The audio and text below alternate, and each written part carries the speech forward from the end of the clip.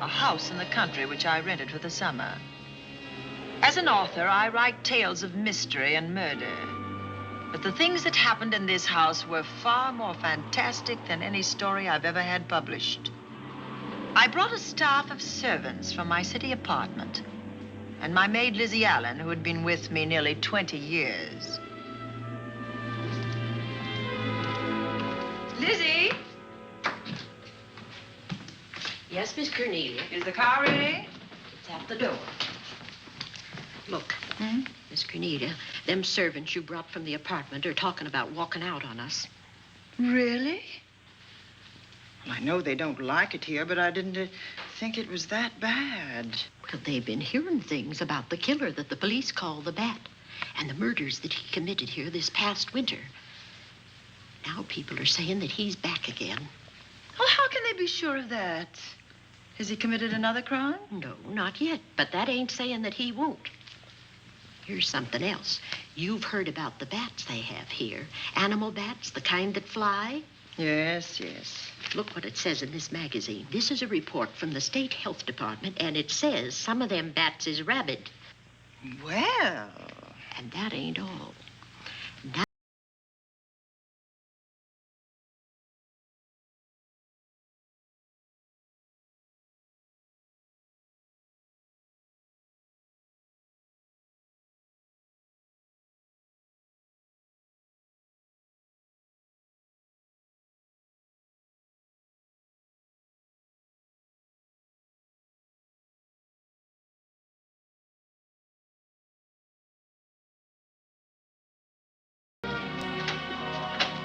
Drive directly to Zenith Bank, Warner. I'm afraid we'll have to hurry. It's near closing time. I'll get you there, Miss Van Gorder.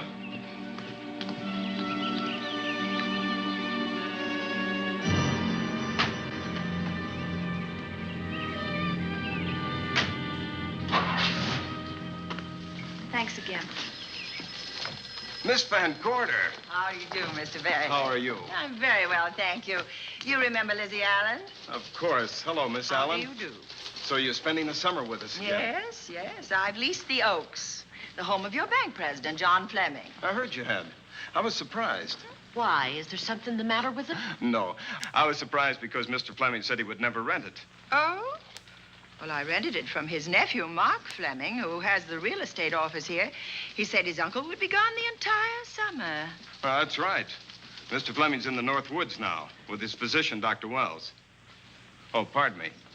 Dale, I want you to meet my wife. We were married at Christmas time. That must have been nice. Believe me, it was. Oh, here she is. My wife, Miss Van Gorder, Miss Allen. How do you do, Mrs. How do you Bailey? do? Cornelia Van Gorder. Yes. Oh, well, I've read every murder mystery you've ever written. I just adored that weird one, The Private Morgue of Dr. X, even though it gave me the shivers. Only the shivers? Scared hell out of me. Oh. Well, I really mean that Miss Corney killed them off in that one. When you refer to my books, please don't call me Miss Corney. Pardon me, Mr. Bailey. Mr. Hines is here to see you. Oh, yes. Excuse me, please. Don't be strangers now. No, Oh, no, I we should say won't. not. Oh, so you're a bride. Well, not quite. Not since Christmas. You know, I'm sure I've seen you. Well, I used to be my husband's secretary here in the bank. Of course I remember. May I welcome our most distinguished visitor back to Zenith? Oh, that's very charming, but, Lieutenant Anderson. Lieutenant Anderson, of course.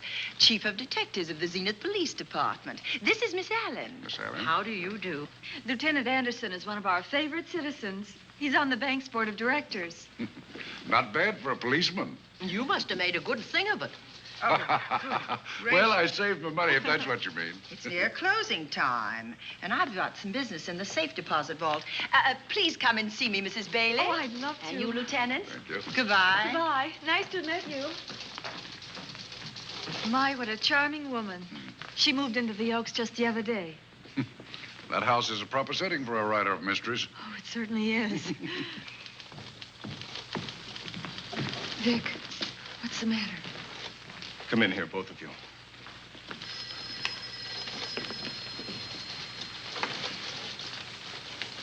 Andy, we're in trouble.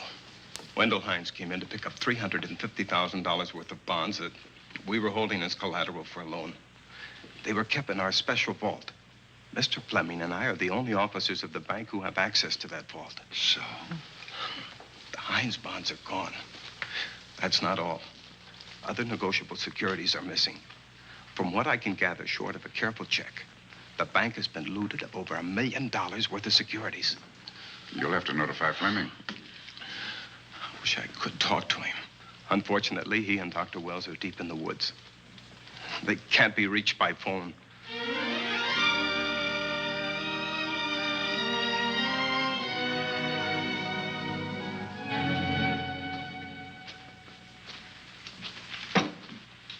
What is it?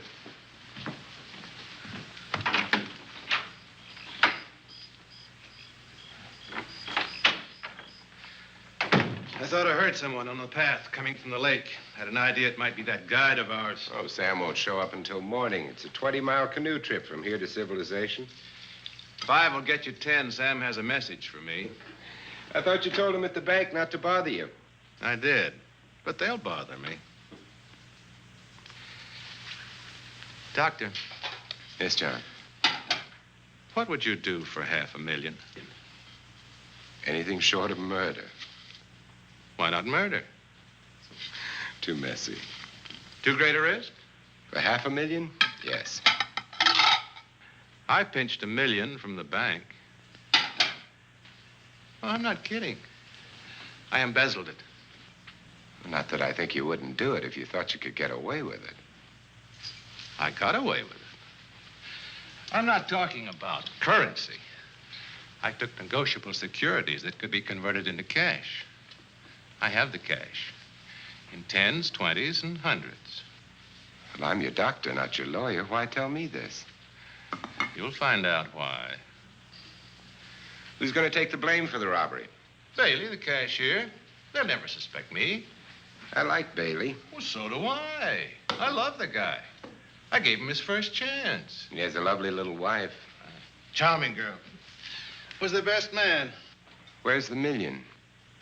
In my family's tomb in Zenith. In the crypt with my father's casket. I don't buy that, John.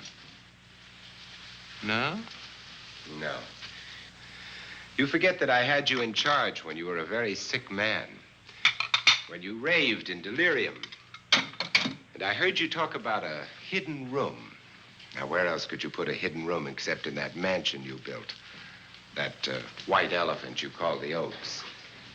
Look, everyone knows I have a bad heart. Now, who would doubt it if you wired the bank directors that my heart had failed? That I had fallen from a great height here in the woods. And that I was badly smashed up. You could ship the body back for burial and instruct them not to open the casket due to the condition of its contents. Well, you realize, of course, that we'd have to have a body to put in that casket, which means that we'd have to deal with an undertaker at this end. Of course. Well, where do we get a body? Couldn't we provide one of our own? How about Sam? Sam, our guide? Sam weighs about as much as I do. He's practically a hermit. He wouldn't be missed for a long time. The local undertaker would know him. Not if we made him look as if he'd been in a serious accident. But if Bailey's going to take the blame, why'd he have to do this? A jury might acquit him. In that case, I'd be a logical suspect. I could disappear, of course, but it's safer if they think I'm dead.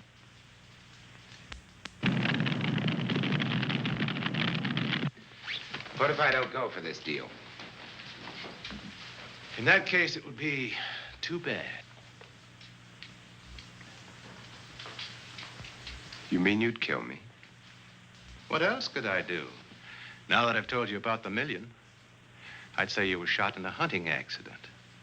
Now, look, Doctor, if you can find another body instead of Sam's, it's all right with me. There's $500,000 in it for you. I'll do my best. I smell smoke. So do I. What's that noise? Look, Doctor, the woods are on fire. It's coming this way. We've got to get out of here. Out the back way. We will. As soon as I provide that body we were talking about.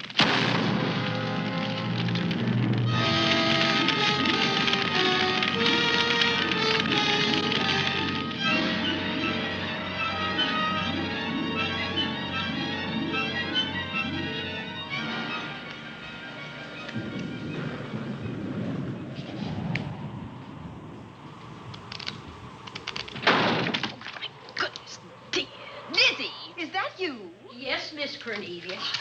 There's a storm coming up, and it's gonna be a snorter.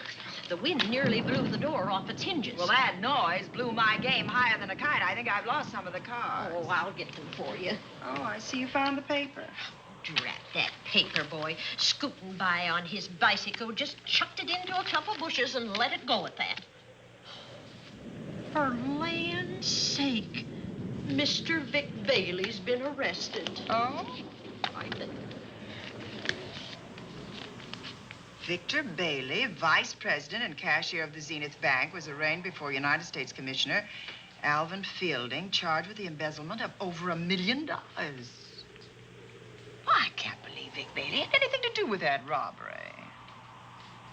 Oh, well, I see our landlord is home again. Landlord? Mr. Fleming. Dr. Malcolm Wells is back in town with the body of John Fleming, president of the Zenith Bank, who was killed in a forest fire. Mr. Fleming will be laid to rest in his family's tomb on Friday. And I hope he stays there. Well, why shouldn't he? Well, this is his house. And ever since he died, some funny things have happened here. For instance? The housekeeper, the cook, and the butler said that they heard strange noises at night. And the upstairs maid swore that she met a man without a face coming up the back stairs. Oh, so that's why they quit and left me to run this place without a staff. They didn't tell you, Miss Corney, but the truth is they were scared to stay. But you're still here, Lizzy. Haven't you seen anything? No.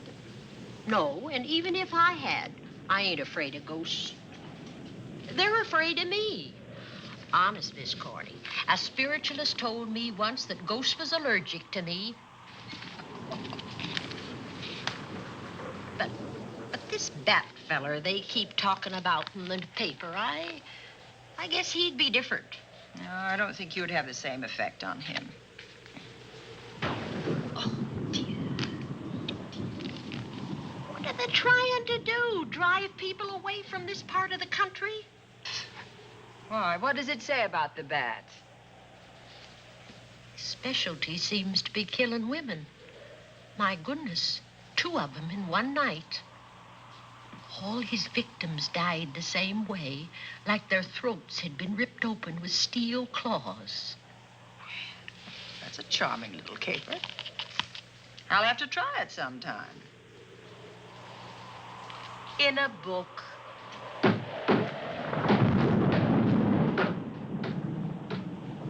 That ain't nothing, just something bumping against the house.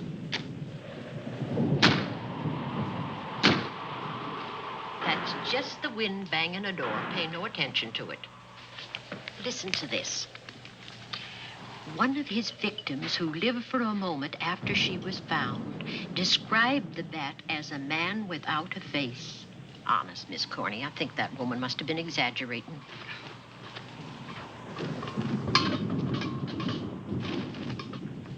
That's just that heavy tapestry at the top of the stairs. I know. I've heard it before on a windy night.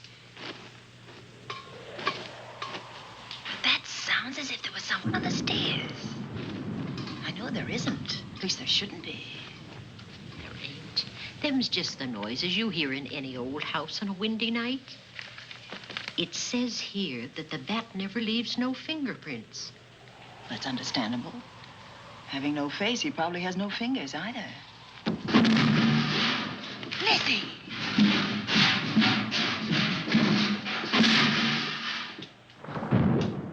And that, I suppose, is the cat dropping its dentures. No, I don't think so. But I think it's something should be looked into.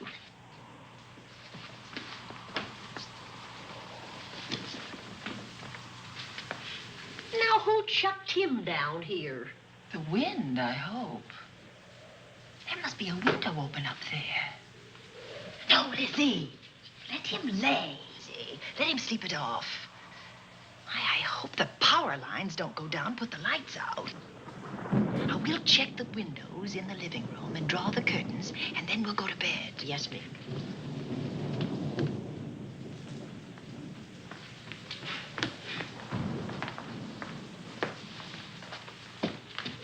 I won't be a minute.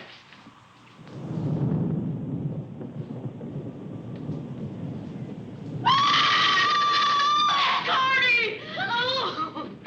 What's that? Oh, when I went to get the tape, I turned the latch off. I forgot to turn it on again. He's out there. He was coming in. He might have got you. Oh, but he didn't, and he's still out there, thanks to you. Now, you hurry now, and we'll call the police. No, I won't leave you, Miss Corny. Are you okay? Yes, ma'am, I'm okay. Okay.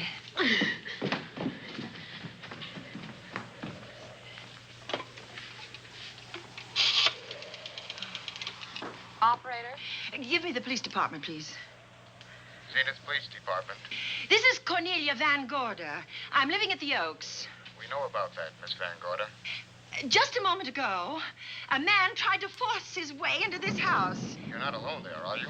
What about your servants? Well, I have none except my chauffeur, and he's away. He won't be back until the morning. Now, there's only 2 of us here tonight, and we're going to lock ourselves in my room.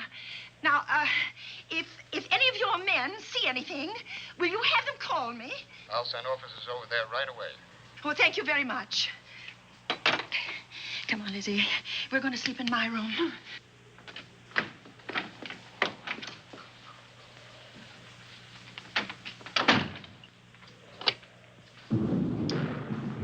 Well, nothing can get at us in this room now, I think. This door seems good and solid. Like the door to a tomb.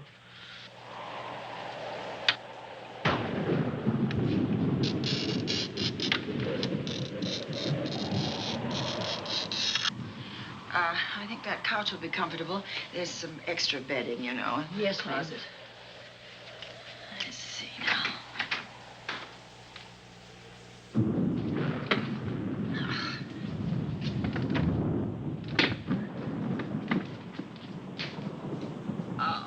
Huh?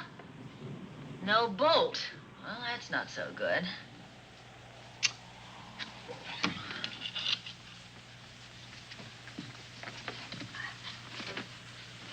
What's that for? That, my good woman, is a booby trap. If anybody tries to open this transom, this will be knocked off, and we'll hear it fall.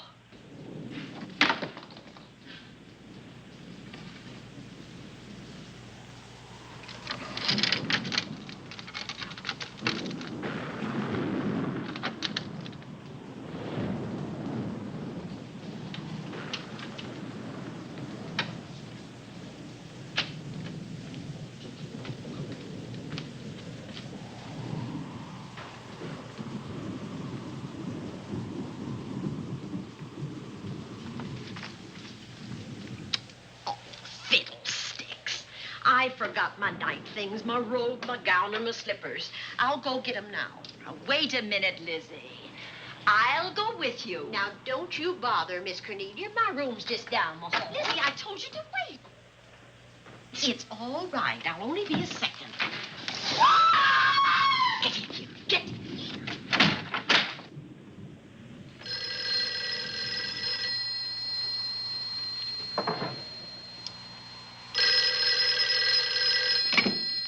Yes? Miss Van Gorder? Yes? Zenith Police Department. There's a police car just outside your house, and the officers in it have reported that there's no sign of a prowler anywhere on the grounds. Well, the man's inside now. He's in the hall, just outside my bedroom. Have your men break through the kitchen door and search this place from top to bottom. Okay, Miss Van Gorder. Sit tight. I will. I have a gun, and I know how to use it.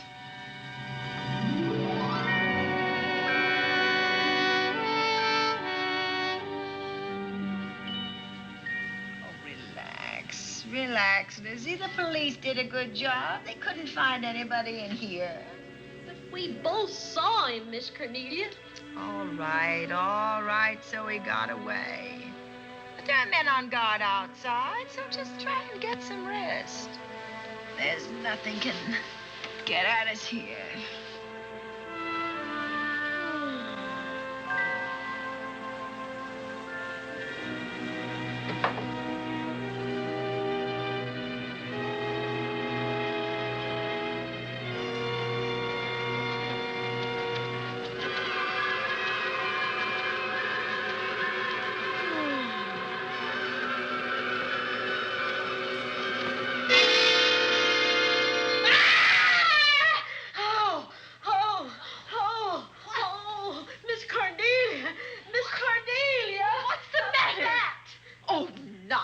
You've had a nightmare. Maybe I did. But there was a bat in it, and it bit me. It flew in that closet. Oh, good gracious, Lizzy, you're right. Oh.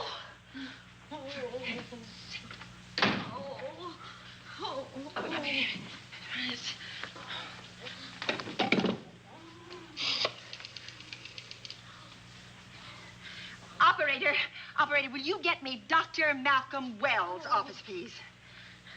No, I don't know his number, and I have no phone book up here, but this is an emergency. Will you connect me with his office, please? Oh, dear, I'm going to get the rabies. Hello? Hello? Dr. Wells' office? This is a call service. Dr. Wells is out at the moment, but if you'll give me your name and number, I'll try to locate him. Well, this is Miss Van Gorder of the Oaks. My maid has just been bitten by a bat that may be rabid, and she must have treatment as soon as possible. And I was told that Dr. Wells was the nearest physician. I'll try to find him for you, and if I can't, I'll send you another doctor. Oh, well, thank you very much. Oh, he's out on a case. Oh. Oh, I hope it's not a delivery. A baby, I mean. They can be terribly complicated. It never bothered me none. Oh, Lizzy, you never had a baby. Of course I didn't. That's why they never bothered me. Oh, does it hurt, huh? Little.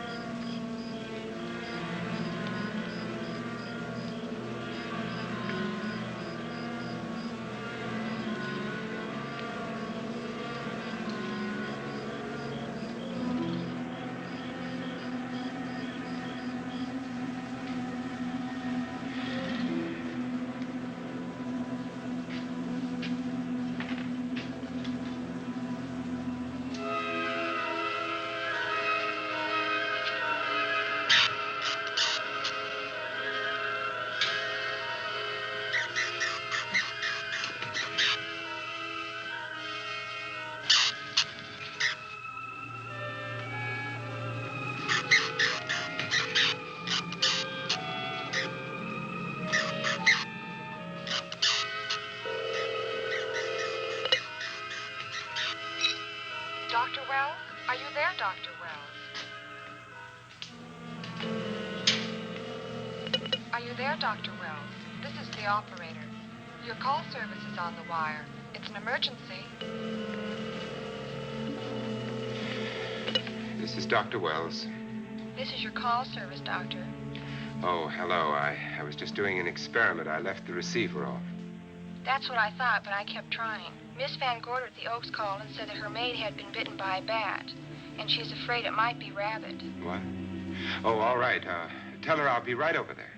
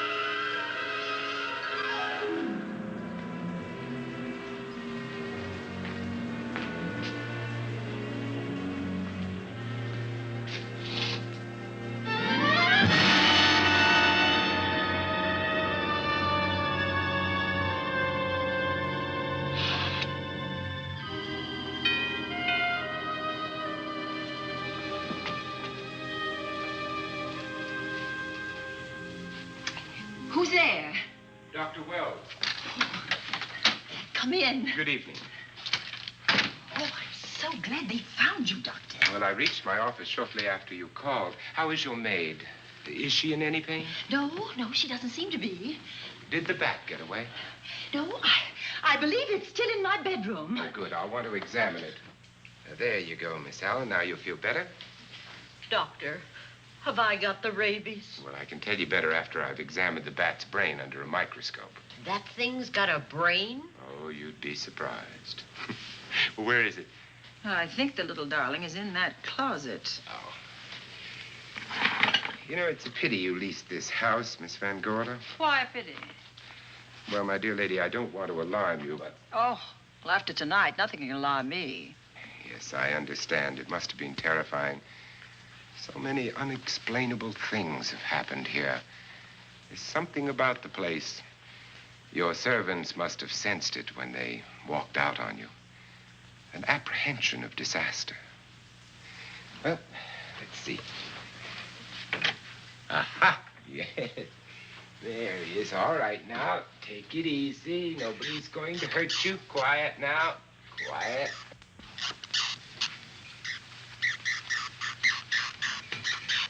And he looks quite normal. Doesn't seem to be sick at all. Oh, ain't that nice? I've been worried about him. Well, you should be. From his appearance, I'd say that he doesn't have any infection. In which case, you've had a narrow escape. Now, you take one of those tablets I left for you, and I'll guarantee you a good night. And I'll drop in on you tomorrow. Oh, thanks for everything, Doctor. Now, don't worry. I can find my way out. Oh, I know you can, but do let me help you. Oh, don't forget that once I'm gone, you'll have to climb those stairs alone. Oh, I'm all right. I'm armed now. Can you shoot one of those things without shutting your eyes? Oh, Doctor, there are guns in every book I've ever written. I don't write about things I'm unfamiliar with. Lock the door, Lizzy. Good night. Yes, ma'am. Good night, Doctor. Accident? No, the wind blew him down. Oh. I think. Oh. Did you know that young Mark Fleming leased you this house without notifying his uncle? No, I didn't. Well, it doesn't matter now. John Fleming is dead, and Mark's his heir. But if John were alive, he would warn you to leave here, Miss Van Gorder. Really? Yes. It's been a tragic place for anyone who ever lived in it. Well, good night. Good night, Doctor. Who's out there? Nobody you need worry about, Doctor. Oh, it's Andy. That's right. Oh, good evening, Miss Van Gorder. Good evening, Lieutenant. Somebody sick here? My maid was bitten by a bat. Oh? A rabid bat? Well, I'll know for sure when I get to my lab. I caught the bat. It happened indoors? In my bedroom, yes. How'd it get in? Well, there are many ways a bat could get in a house. You ought to know. I spotted this hole in the window the minute I got here. Why? That's where the two-legged bat got your door open. Miss Van Gorder told me that she phoned headquarters at Zenith. Yes, I phoned twice. The second time was after the prowler got in the house. Weren't you at headquarters, Andy? No, but they contacted me. An officer came and searched the house from top to bottom, but they couldn't find the bat. You better have this window fixed tomorrow. Oh, yes, I certainly shall. Listen, I'd better be going. I'm due in surgery at 8 o'clock in the morning. Good night. Good night, Doctor. There'll be a man patrolling the grounds all night, Miss Van Oh, Gorder. thank you. And nobody inside, Andy? Why should there be? Well, how do you know but what the bat is hiding somewhere in the house? I'm quite sure he isn't in the house, Doctor. Not now. Good night. Good night.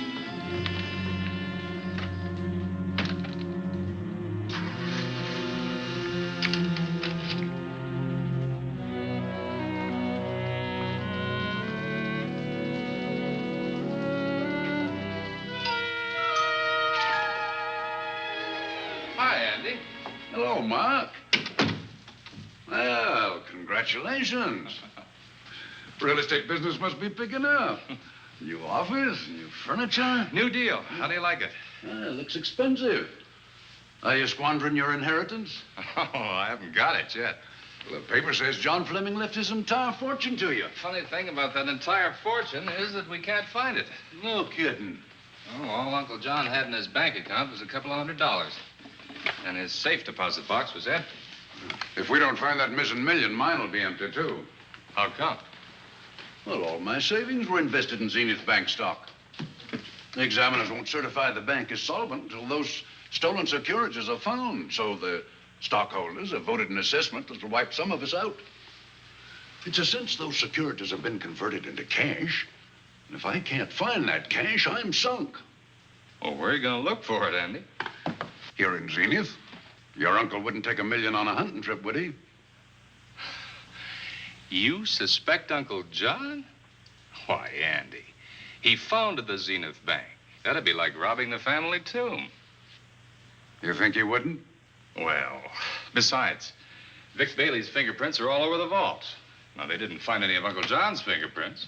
Because he wiped them off. Can the defense prove that? They'll try to. Judy Hollander, Bailey's secretary, is a defense witness. And they believe her testimony will have a powerful effect on the jury. Oh, well, she has a powerful effect on me. Judy's a doll. Here's the book you mentioned, Judy. It's your newest one. Yes, it's just been published. You can have that copy if you wish. Oh, it's a first edition and you've signed it. Yes, of course. Thank you so much. May I serve tea now, Miss Van Gorder? Yes, please do, Warner. Thank you. Well, I see you've engaged new servants. Yes, of course. Well, how did you persuade them to live in this house? Well, Jane Patterson, my new housekeeper, knows this house better than you do, Doctor. Oh? She worked for John Fleming. And Warner was my chauffeur. Chauffeur turned butler? Yes, it's incredible. He can play any part at a moment's notice. Did you get a plumber, Warner? No, we can't get a plumber for 3 days, madam. What about that leaking pipe? The basement will be flooded in 3 days. Well, the pipe is no longer leaking. You mean it's dried up of its own accord? No, not quite. I packed the elbow where the water was coming out. Packed the elbow? Thank you, madam. Now, there's a character. How long did you say that he worked for you as chauffeur? About 3 months. Well, I hope he doesn't have a police record. My dear Dale, it may interest you to know that the last night of his life, John Fleming told me that he loved your husband like a son. If Fleming were alive today, he would be fighting to prove Vic's innocence. Could Mr. Fleming prove his own innocence? Miss Van Gorder, can there be any doubt about it? There will be when Miss Hollander testifies at Vic's trial. Oh? You know something that we haven't heard yet, Judy? Something I saw with my own eyes. She's not permitted to say what it was. My dear girl, I wouldn't think of asking her. But let's assume for a moment that Fleming did steal the $1 million. Now, what would he do about it? Where is it? Hidden someplace where he could lay his hands on it without getting caught in the act. Now, if I was writing this, instead of living in the middle of it, I'd hide it right here in this spooky old house. Under a loose floorboard or up a chimney? If Mr. Fleming had the nerve to steal $1 million, he'd make his plans well in advance. I'd say he'd prepare a place to hide it. Possibly when this house was being built. Now, I rented this place from Mark Fleming, his nephew. I wonder if he'd have the floor plans. I'll ask him. Yes. Lizzy, will you bring Mrs. Bailey the phone? Oh, you ask him now. His number is Summit 7537. Thank you, Lizzy. Summit 7537. Not bad, eh, Andy? That means new business. Now, you see, somebody wants to buy a house. Mark Fleming speaking. Oh, hello, Dale. Well, hang on a minute, honey, while I see if I have him. It's Dale Bailey, all excited. Miss Van Gorder wants to know if I have the floor plans of the Oaks. Now, what would she want with the floor plans? Well, she suggested to me that your uncle might have hidden the bank loot there. Are the plans here? Well, they're somewhere in the house itself. Wait a minute, there is a place where Uncle Johnny might have kept those blueprints. What place? Well, I heard him talk about it a good many years ago. I can't be sure of the exact location. Anyway, I don't think the old boy had the guts to steal $1 million. But if I find those plans, I'll let you know, Andy. Hello, Dale. Look, honey, I haven't seen those plans since I was a kid, but I'll come over tonight and maybe we can find them. Thank you, Mark. We'll expect you. He seems to think they're here in the house somewhere. He's coming over tonight. Well, that's good. Dale and Judy are my house guests for the weekend. Would you like to have dinner with us tonight? Oh, no, thank you. I couldn't. I still have a few calls to make. You know, if Judy's testimony is going to clear Vic Bailey and implicate John Fleming, others may get the idea that there's buried treasure in this house. Don't even mention your testimony until you're actually on the stand. Oh, I won't. That's a smart girl, Judy, and a very lovely girl. Well, good afternoon, ladies. Goodbye, Doctor. Dr. Wilbur. Come on, girls, let's go.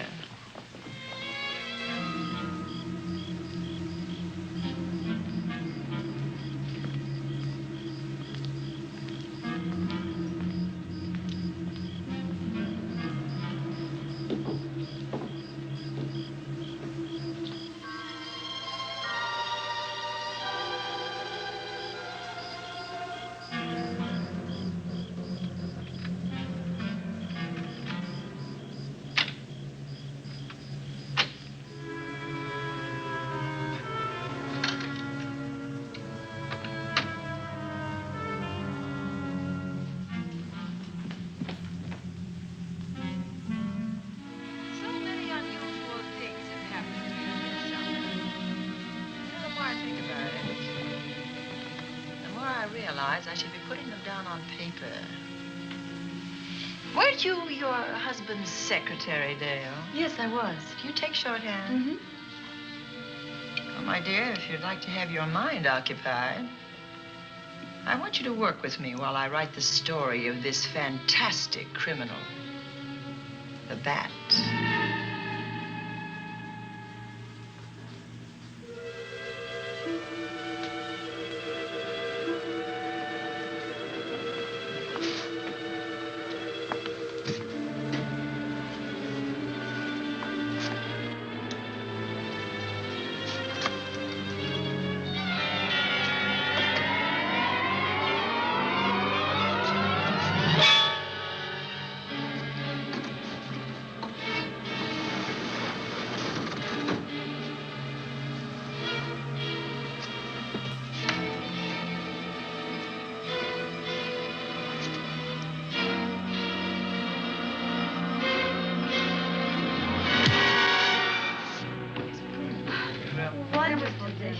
Thank you.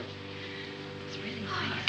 A good dinner, Lizzy, as usual. Wonderful. Oh, what a lovely piece of silver. It's an original, isn't it? Yes, they still use them in England for buffet breakfasts. Some hot water in the bottom. You should keep as hot your sausages and your scrambled eggs. Interesting. It's very useful. Really nice.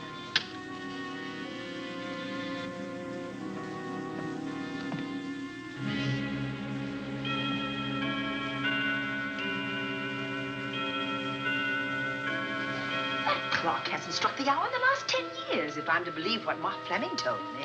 Why is it angled away from the wall like that? I don't know. Somebody must have moved it.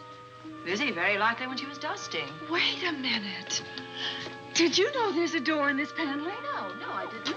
Oh, my gracious, so there is. Maybe it opens to a secret passage. Oh. Certainly to a secret something. Right? Who knows, girls? We'll be about to stumble on that missing million. Oh, this is panel. There's a panel. There must be some gimmick to it. There always is. Yes, it moves. It moves. It moves. Oh.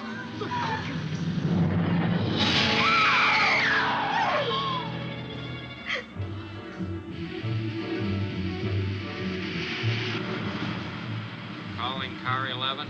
Calling car 11. Proceed to the Oaks in Zenith Township immediately. A homicide has been reported. Okay. Proceeding to the Oaks.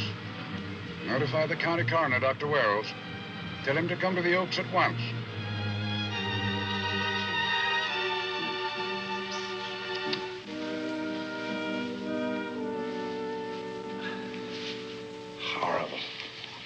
His throat has been torn by some creature with fangs or claws. That's his sign. We found it on the others he killed.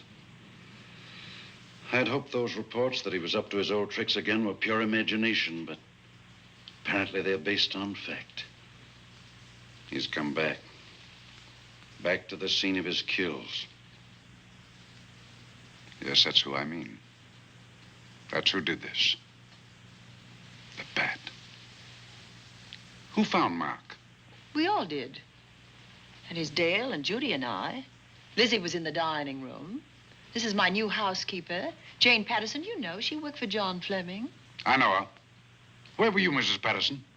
In the kitchen, cleaning up. I cooked the dinner tonight. Did you know that the secret closet was here? No. It was behind the grandfather's clock. Well, it was I who found it, really. Noticed the clock had been moved and the door wasn't quite closed. I'll get it.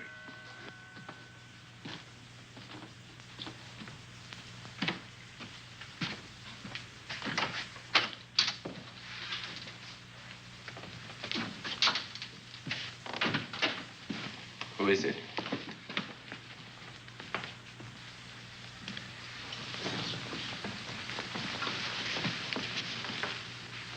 Mark Fleming. As coroner, you saw the same wounds on the others. How long's he been dead? Oh, I'd say about a half an hour. Do you believe it was the bat? That's a bat's trademark. Perhaps he's still in the house. That's possible. Why should he be? Because he's looking for something, and like you, he believes it's here. And he's a persistent killer. I would advise you to get out of this house as quickly as possible, notwithstanding our expert police protection. Have you called the morgue? They're on their way here. Oh, good. I want to examine the body before they get here. May we take it into another room? Yes, to the sunroom in the back. Thank you. Give me a hand. Excuse me.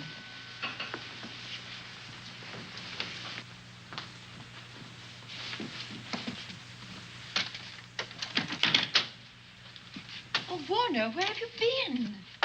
Well, madam, has been an accident? There's been a murder. Mark Fleming, the young man from whom I leased this place, was killed here tonight.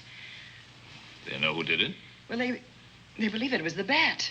I'm sorry I had to use the front door, Miss Van Gorder, but I forgot my keys, and when I rang the bell at the kitchen door, there was no response. Oh, this is Warner, Lieutenant. He's my butler. He was my chauffeur. Why'd you promote him? Well, it's very difficult to find a butler. They don't like service in the country. Have you been a butler before? I've served in many capacities, sir, but this was my night off, and I forgot my keys. I heard that part. What time did you leave the house tonight? Oh, about 6:30. I had dinner at Wiley's Roadhouse. Can you prove where you spent the rest of the evening? I can try. Try hard. And don't leave the house. I'll get to you later. Very good, sir. I shall be in my room, Miss Van Gorder, if you need me. Yes, Warner. Surely you don't think he's... Warren and I have met before. I can't recall where or when, but I will.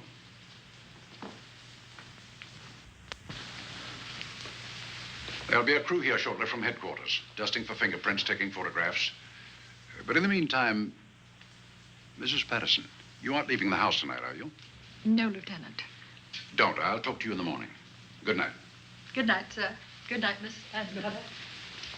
Dale, I was with Mark Fleming this afternoon when you talked to him about the floor plans of this house. I heard him tell you he was coming here tonight. Dale called him at my request. She told me he was coming.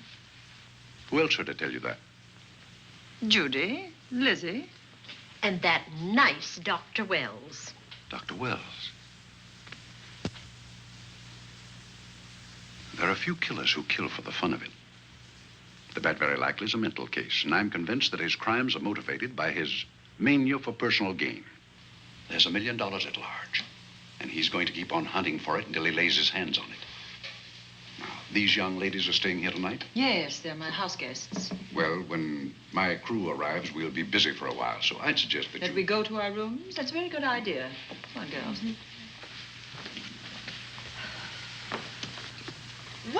police guard for this house tonight, Lieutenant. You've got one. I'm going to cover this place tonight from the attic to the basement. If the bat makes another call, I'll have a little surprise for him. Who is he? Have you any idea?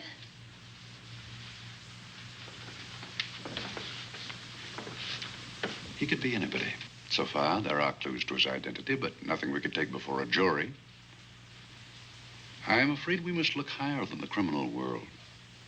He may be a merchant, lawyer, doctor, scientist, one of the pillars of his community.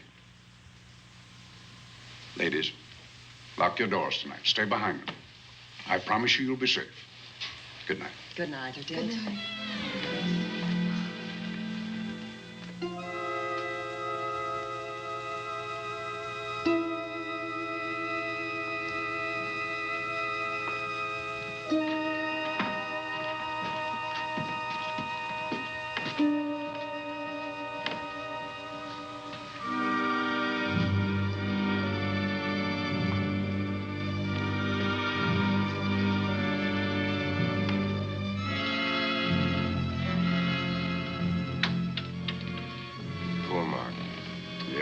Pity. So young. Well, Doctor, do you agree it was the bat? In my report, I shall say the death was caused by the same technique used in the other killings. A paralyzing blow to the throat, followed by severe lacerations of the jugular, resulting in excessive hemorrhage. In a layman's language, he didn't know what hit him. Oh, he knew. But he didn't have time to think about it.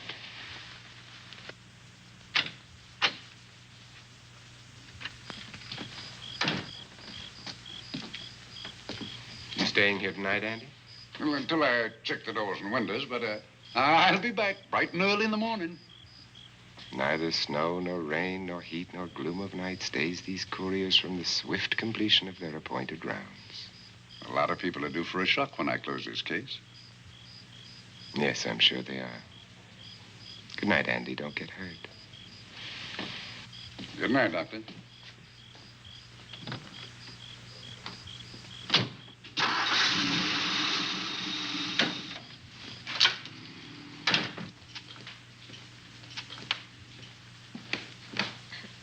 You know, I think we'd better let you get some sleep. Oh, Lizzy and I share this room for mutual protection. You know, one night, a storm blew the wires down, put the lights out, and I went out the next day and bought a half a dozen of these things. You better take one with you, Dale. Oh, thank you. We'll go across the hall now. Are you sure there's nothing else you need? Oh, no. Quite sure. We'll be all right. Well, if anything bothers you, you just sing out, and 2 strong women will come to your rescue. Oh, nothing will bother us. Not with Andy on the job. No. Well, good night. Good night, Miss Van Gorder. See you in the Don't worry, everything will be all right. We won't. Good night. Good night.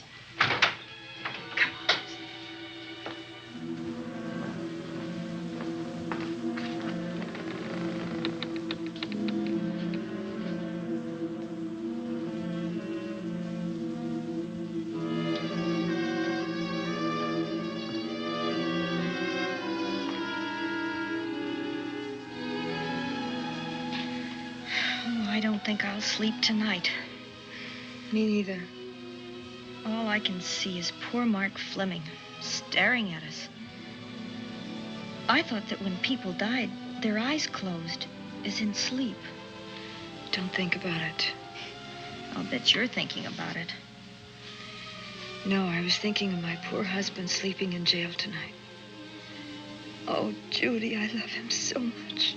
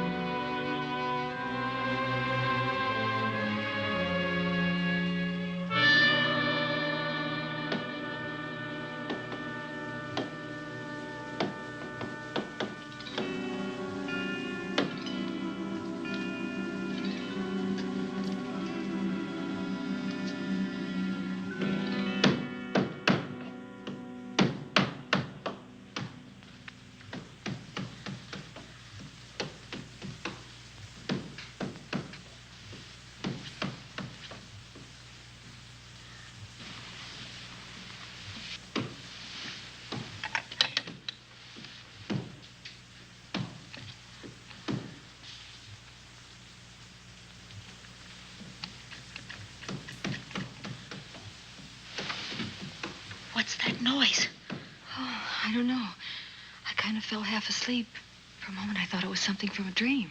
It's somewhere in the house. Yes, on the floor above. Not directly over us. Probably a room overlooking the driveway.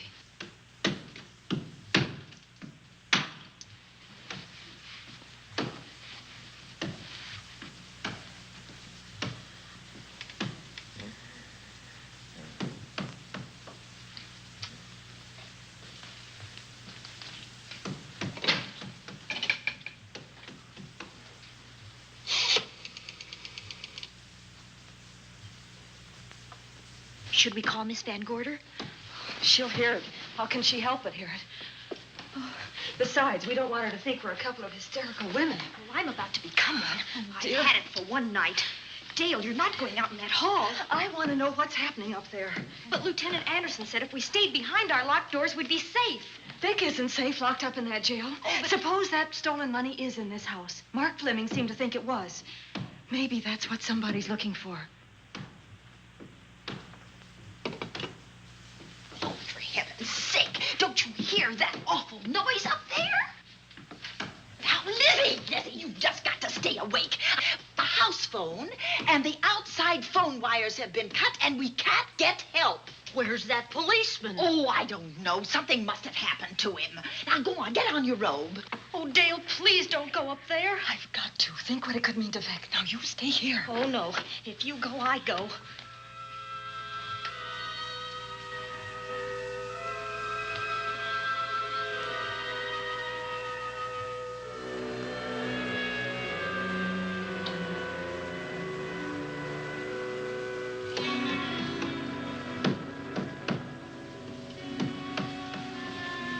You stay here.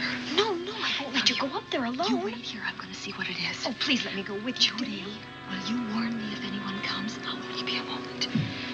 Now, wait.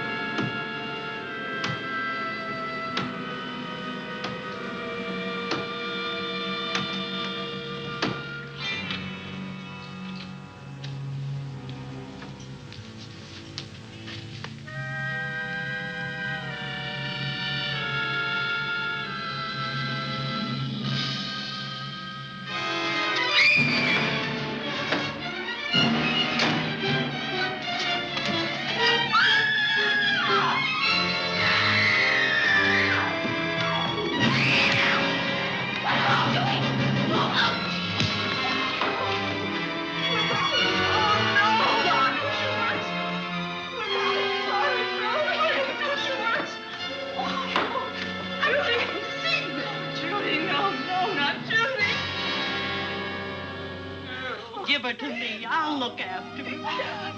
Oh, Poor baby.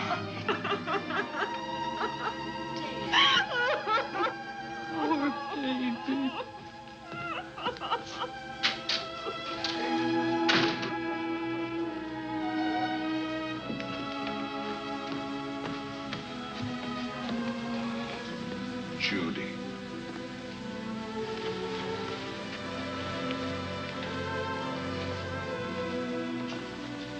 The bat. Yes, the bat. He caught her at the head of the stairs. We saw him rushing down the stairs as we came out of the room. I hurled that after him. I hit him, I believe. I'm going to cover this place from attic to basement, you said. Well, what were you covering when that poor child was murdered? Where were you? I saw a man outside in the grounds. I went out there and hunted him. I heard him in among the trees, and so I followed the sound of him as far as the brook down near the back road. And then I lost him. I'd rather give my own life than have this happen to Judy. But I told you to stay in your rooms and lock your doors and stay there. What was she doing at the head of those stairs? That was my fault. They heard a strange noise. Heavy pounding in one of the rooms on the 3rd floor. We all heard it. I wanted to see what it was. Judy, I wish she wouldn't let me go out by myself. I made her stay on the balcony. What about your new butler? Oh, well, he's in his room, I suppose. Oh, Mrs. Patterson. Oh, yes. Did you know what happened here? No, sir, but I heard the screams. I went to call Warner. We have rooms on the same floor, but he wasn't in his room. His bed hasn't been slept in. If Mrs. Patterson heard the screams, Warner could certainly hear them. You're quite right, sir. I heard them. Oh, you did? And where were you? Outside in the grounds. Miss Holland has been murdered. No. Oh, so you're surprised. Shocked. Well, I've seen better performances. I remember you now. Your name's not Warner. I've got a circular in my office with your picture on it. The Chicago police not so long ago were hunting for you in connection with the robbery. You're right again, sir. And they found me and they tried me and I proved my innocence and I was acquitted. That could have been a lucky break.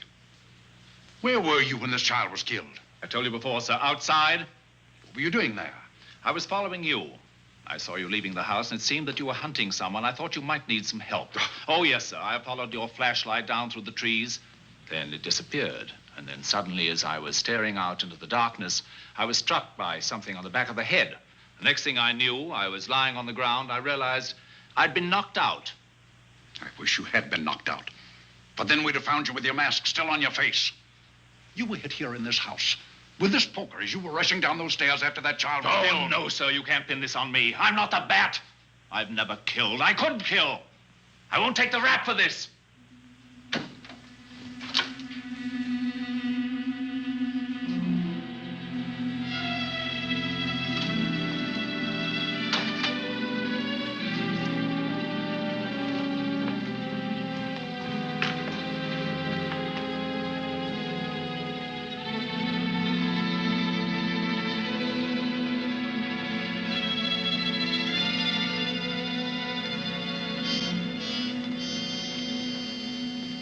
Doctor, we have another case for the county coroner. You see, the bat came back. Why did you come back, Doctor? Well, I had an accident about a mile down the road. The right rear wheel of my car came off, and I plunged into the ditch. This was the nearest house, so I came here to call for help. I thought I'd find you around, Andy. Physician, heal thyself. You must have been hit by something on the back of your head. I told you I had an accident. So you did, Doctor. So you did. I could be wrong. But maybe I'm not. We shall see. All right, dear, let's start a new chapter. For days, the murders held the headlines. Lieutenant Anderson grilled us and ransacked the house from top to bottom. Warner was not placed under arrest, but his every move was watched.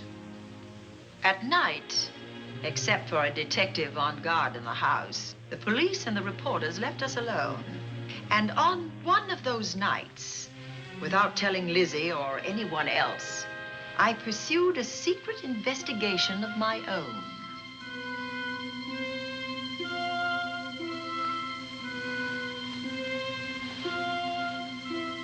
It was in an empty room on the 3rd floor where we kept our trunks and other things.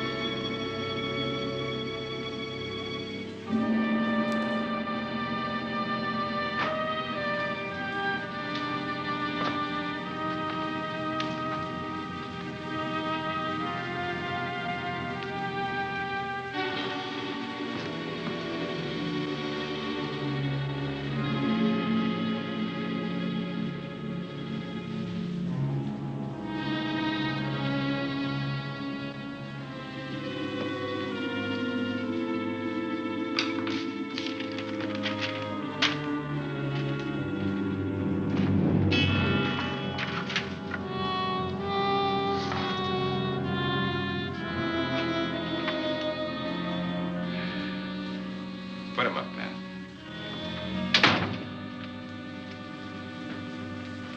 It's a bright idea to kill me in my own lab and let people think that I'm the bat. But you had to kill me first. What was it to be, ambush? And clever as you are, you're not smart enough to do that. Nor were you smart enough to find the money, though you came quite close to it. But I know where it is. And when you're dead with that sign pinned on your chest, I'm going to collect it and live happily ever after. He destroyed himself. How true that will be. Well, goodbye, Bat. Here's a serum that will heal you whether you're rabid or not.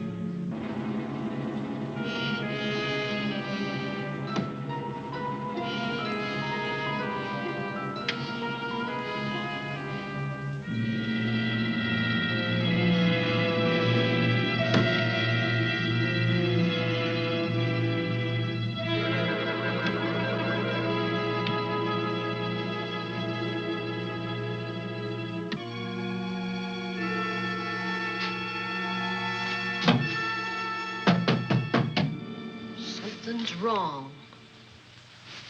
Something's wrong.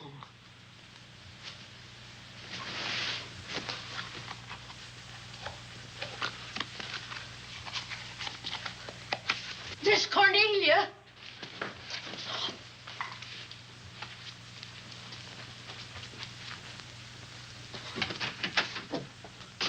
Miss Cornelia.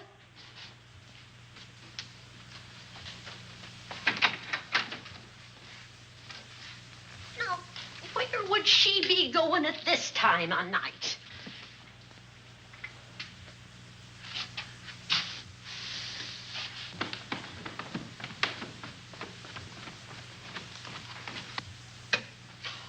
Well, land's sake.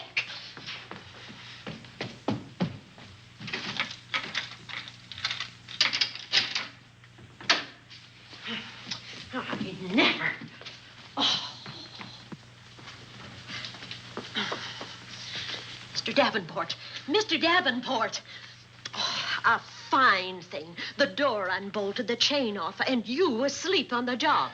Wait till Lieutenant Anderson hears about this. Come on, wake up. What's the matter with you? I don't know. My head hurts. My whole body's numb. Here, take a sip of this. Try to snap out of it. I'll be back in a minute.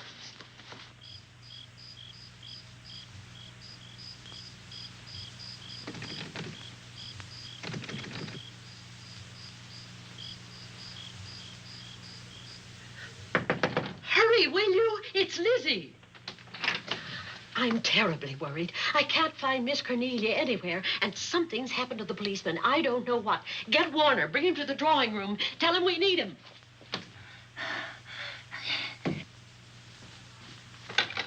Are you all right now? Yeah, I'll be all right in a minute. I remember now. I took a drink of wine from that decanter there. Miss Van Gorder told me to help myself. She wouldn't put nothing in it? Well, somebody did. Somebody who knew I was on duty here. Then it was somebody that got Miss Van Gorder. I can't find her anywhere. Upstairs, downstairs, or in the basement. I told the housekeeper to get Warner. Lieutenant Anderson will want to know about this. Hello. Yeah, this is Davenport at the Oaks. We've got trouble here. Well, for one thing, I was drugged. Yeah. But I must have been knocked out because the maid tells me Miss Van Gorder is missing. Well, you better call Anderson and let him know. He's not at home. Well, where is he? Out on a case? What case? Dr. Wells. What else did they tell you about it? Oh, hurry, will you? We've got to find Miss Cornelia. Okay. Lieutenant Anderson is out on a case. Dr. Wells was found dead in a room next to his garage, murdered. Dr. Wells? There's something queer about the killing of Wells, but headquarters won't talk about it. Lizzy, Warner isn't in his room. There's no sign of him anywhere. And I was supposed to keep an eye on that guy. Where's Miss Cornelia? That's what I want to know. Wait a minute. Didn't you say that the chain and the bolt were off of the front door? I certainly did. Well, maybe Miss Van Gorder went outside. Oh, she never would. We better look. I can't breathe. There's no air.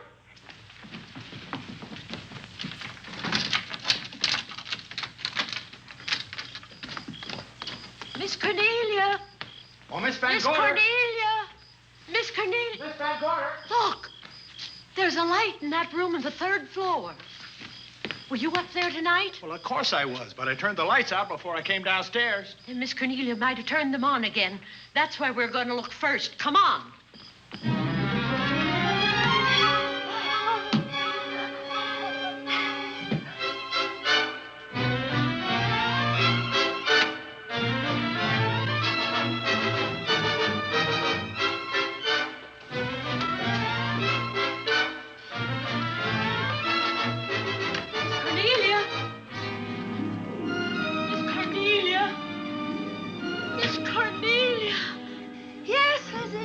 I'm here.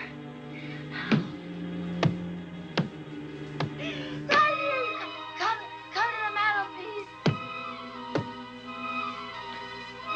Here we are, Miss Van Gorder. What do we do now? Over the mantel, there are 5 panels.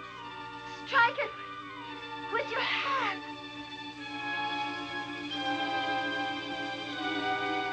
Which panel did you say, Miss Van Gorder?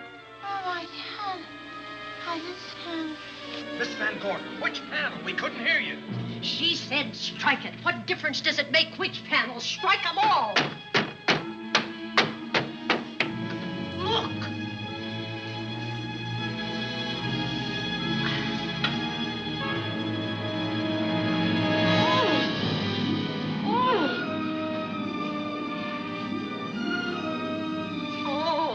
It's all right now. It's all right, dear. Lizzie's here.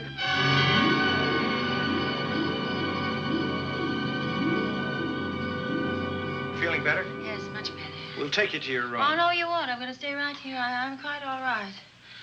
Oh, how blessed it is to breathe without an effort. You know, no one knows how sweet the air can taste until someone shuts it off for a moment.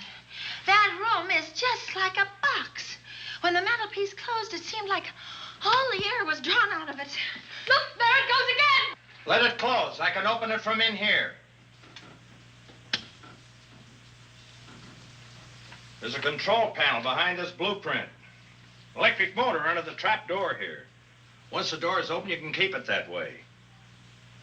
I believe that the fireplace in this other room opens the same way. And it does. I tried to find this, but I couldn't find it. Yeah, it's back at this blueprint here. Well, it's quite a setup. Too bad we can't open that safe in the same way. Take an expert to crack this box or a shot of nitro. Oh, maybe that's what the bat had in mind. Could be. Seems he's on the prowl tonight.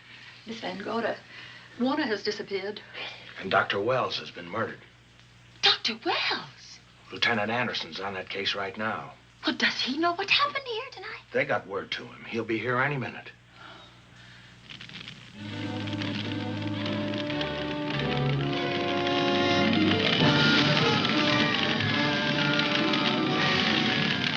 What's that noise? Miss Van Gorder, the garage is on fire. Scott, look at that. Lizzy, put that light out in the other room. Now, where are you going? To report the fire. Well, you just stay right here. Miss Van Gorder, the garage. Well, let it burn. You watch the stair. Can't you see that fire was set to get us out of the house? Out of the house? Were you talking about the... Yes, I'm talking about the bat. Now that the lights are out, he'll think his trick has worked, and we've gone. He'll be here any minute. Well, so will Lieutenant Anderson. I hope so, but the bat will be here first. And he'll kill again if we're in his way. We've got to be as clever as he is.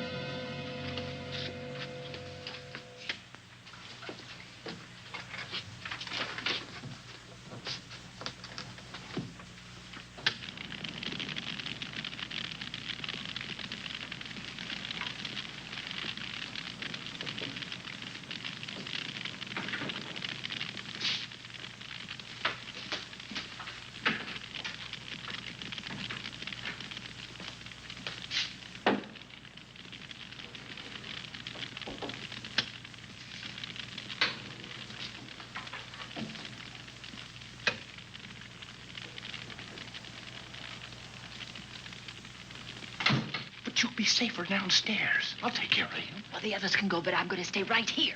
All right, but get out of sight.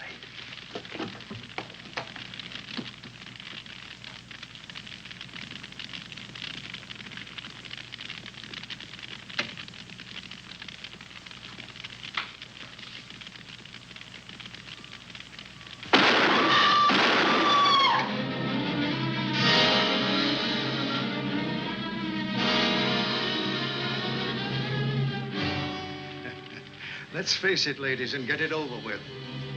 Others have seen my face before they died, but I'll have to deny you that pleasure. This would make a good scene for your book, Miss Van Gorder, but I'm afraid you'll never write it.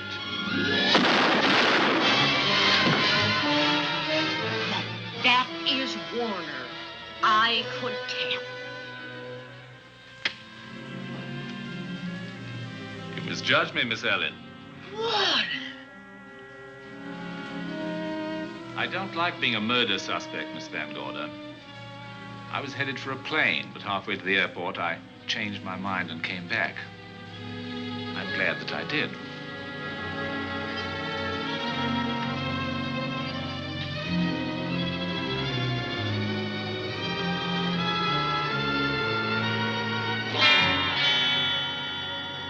Why, it's Lieutenant Anderson.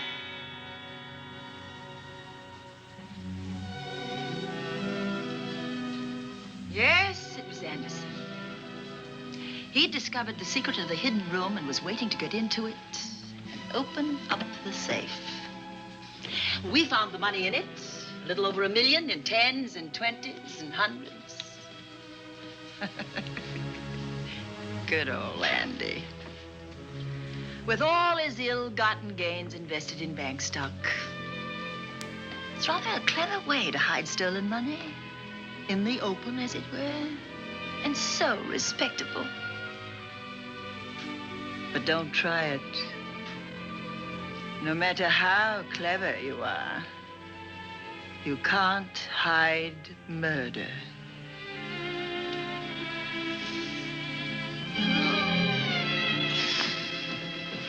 Well, that's it, Dale.